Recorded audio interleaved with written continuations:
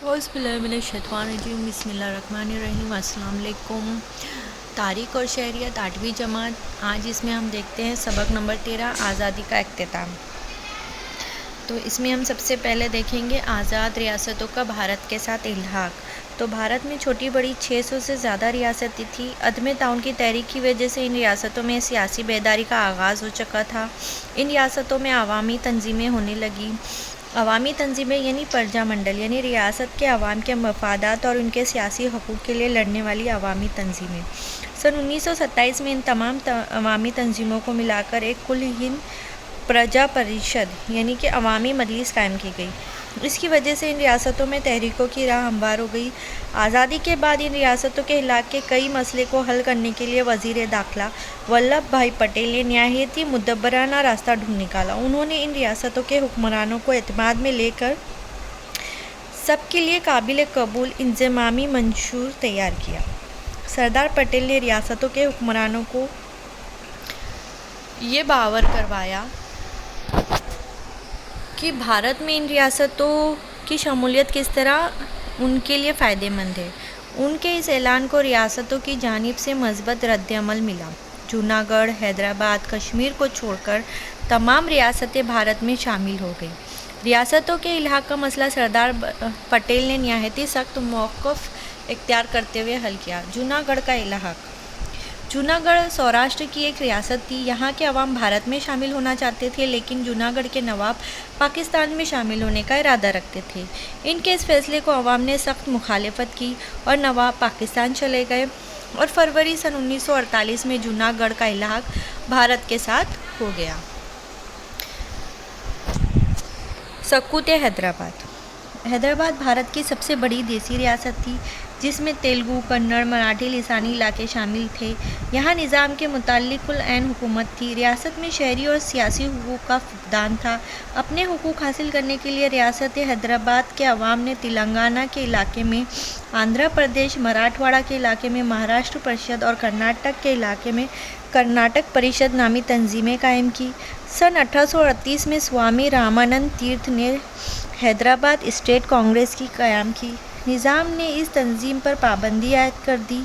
Hyderabad state Congress को मंजूर करवाने और जमहूरी हुकूक हासिल करने के लिए जद्दोजहद शुरू हो गई। इस जद्दोजहद की क़यादत स्वामी रामानंद तीर्थ जैसे मुजाहिद ने की। इन्हें नारायण रेड्डी, सिराजुल हसन तरमीज़ी जैसे साथियों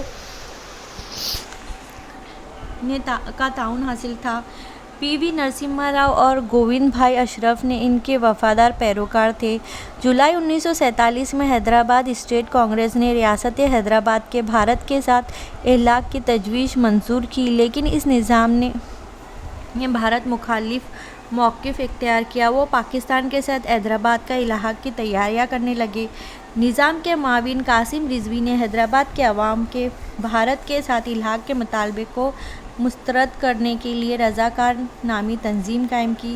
कासिम रिज़वी और उनके साथियों ने गैर मुस्लिमों और भारतीय जमहूरी की हिमायत करने वाले मुसलमानों पर सख्तियाँ की, जिसके ख़िलाफ़ अवाम गुस्सा भड़क उठा। भारतीय हुकूमत निज़ाम के साथ मसलहत करने की कोशिश कर रही थी, लेकिन निज़ाम की जानिब से मज़बूत रद्द-ए-अमल का इज़हार नहीं हो रहा था। आखिर भारत हुकूमत ने 13 सितंबर सन 1948 को निज़ाम के ख़िलाफ़ पुलिस कार्रवाई शुरू कर दी। इसका कोड नाम ऑपरेशन पोलो था। बिलाखिर 17 सितंबर 1948 को निज़ाम ने सुपुर्दगी इख्तियार कर ली। रियासत हैदराबाद का इल्हाक़ भारत के साथ हो गया। रियासत के अवाम की जद्दोजहद कामयाबी से हमकिनार हुई। इस लड़ाई में आर्य समाज ने नुमाया खिदमत अंजाम दी। सकूत हैदराबाद में मराठवाड़े का ताउन। इस लड़ाई में स्वामी रामानंद तीर्थ, बाबा साहेब परांजपे, गोविंद भाई अशरफ, अनंत भाले राव, आशाताई वाघमारे वगैरह ने अहम किरदार अदा किया। वंदे मातरम तहरीक के ज़रिए तलबा ने भी सकूत हैदराबाद में हिस्सा लिया। सकूत हैदराबाद के दौरान वेद प्रकाश, श्यामलाल, गोविंद पानसरे, बहरजी शिंदे, श्री धरवर्तक, जनार्दन मामा, शोएबुल्लाह खान वगैरह ने अपनी जानें कुर्बान कर दी। इनकी कुर्बानियों ने भारतीयों के दिलों में जोश से भर दिया। इससे हम समझ सकते हैं कि सकूत हैदराबाद की लड़ाई में मराठवाड़ा के रहनुमाओं और अवाम ने नुमाया किरदार अदा किया। सुकूत हैदराबाद का दिन यानी 17 सितंबर को मराठवाड़े का यौम आज़ादी के तौर पर मनाया जाता है। 15 अगस्त 1947 को मराठवाड़ा आज़ाद भारत में शामिल नहीं था। ये इलाका अवामी जद्दोजहद के नतीजे में सन 1948 में भारत में शामिल हो गया। मसला कश्मीर। तो मसला कश्मीर में हम देखेंगे रियासत कश्मीर की राजा हरी सिंह ने आज़ाद रहने का फ़ैसला किया था। पाकिस्तान का इरादा कश्मीर को अपने साथ शामिल करने का था, जिसके लिए पाकिस्तान हरी सिंह पर दबाव डालने लगा। अक्टूबर सन 1947 में पाकिस्तान की सीमा पर मूसलाधार अंदाजों ने कश्मीर पर हमला कर दिया। तब कई हरी सिंह ने भारत के साथ इलाक़ के लिए मुआहदे पर दस्तखत किए। कश्मीर के भारत के साथ इलाक़ के बाद वहां फ़ौजी भेज दी गई। फ़ौज ने कश्मीर के बड़े हिस्से को दरअंदाजों से आज़ाद करवा लिया, अलबत्ता कुछ हिस्सा पाकिस्तान के कब्ज़े में रहा। फ्रांसीसी नौआबादियात का इलाक़ा। भारत की आज़ादी के बाद चंद्रनगर, पदुचेरी, कारगिल, माहे और यानम पर फ्रांसीसी काबिज़ थे। यहाँ के अवाम भारत में शमूलियत इख्तियार करने के लिए बेचैन थे। भारतीय हुकूमत ने मुतालबा किया कि ये इलाके भारत का हिस्सा है, इसलिए इन्हें भारत के हवाले कर दिया जाए। फ्रांस ने सन 1950 में चंद्रनगर में अस्तुसाब राय करवाया, जिसमें अवाम ने भारत के हक़ में फ़ैसला दिया। लिहाजा चंद्रनगर भारत के हवाले कर दिया गया। बाद अज़ी फ्रांस ने दीगर इलाकों भी भारत को सौंप दिए। गोवा की आज़ादी की लड़ाई।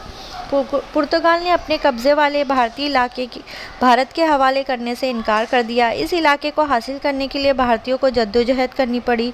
इस इलाके में डॉक्टर टी.बी. कुन्हा सरफहरिस्त थे। उन्होंने पुर्तगाली हुकूमत के ख़िलाफ़ अवामी बेदारी पैदा की। इस मकसद के तहत उन्होंने गोवा कांग्रेस कमेटी कायम की।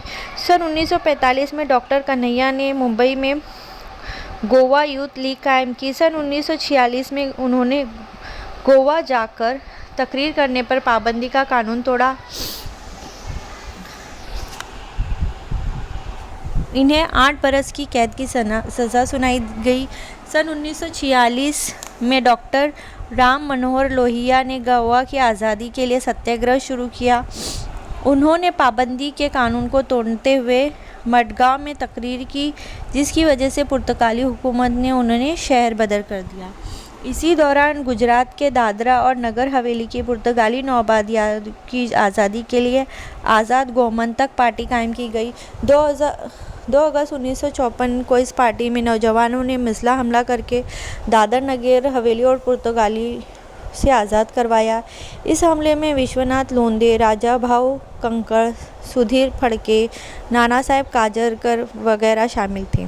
सन 1954 में गोमती समिति कायम की गई। गोवा मुक्ति समिति कायम की गई। इस समिति में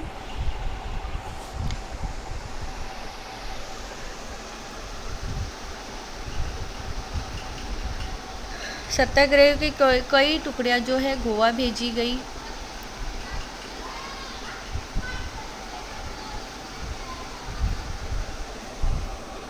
जिनमें एन.जी. गोरे, सेनापति बापट, पीटर वॉलस, महादेव शास्त्री जोशी और इनकी अहलिया सुधाताई वगैरह शामिल थी।